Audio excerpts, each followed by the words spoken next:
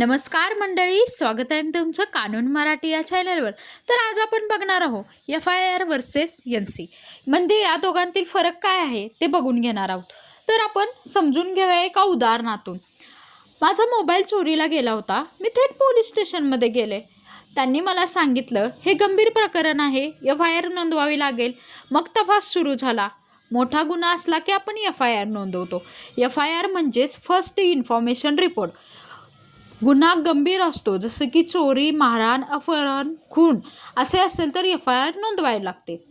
आपण दुसरी उदाहरण घेऊन बघूया. शेजारच्याशी वाद झाला, त्यांनी शिवीगाळ केली. मी पोलिसांकडे तक्रार केली. पोलिसांनी मला सांगितलं हे छोटं प्रकरण आहे, आम्ही NC लिहून ठेवतो. NCच म्हणजे लहान वाद, त्यालाच आपण नॉन कॉन्ज्युगल कंप्लेंट असं म्हणतो. किरकोळ प्रकरण जसे की वाद, शिवीगाळ, हलकी धक्काबुक्की झाली असेल तर NC लिहायला लागते. पोलीस म्हणले FIR खून, चोरी, अपहरण, गंभीर गुन्ह्यांसाठी असते आणि NC ही शिवीगाळ, हलकी धक्काबुक्की, छोटे वाद. फरक लक्षात ठेवा. FIR म्हणजे ॲक्शन प्लस तपास, NC म्हणजे फक्त नोंदणी.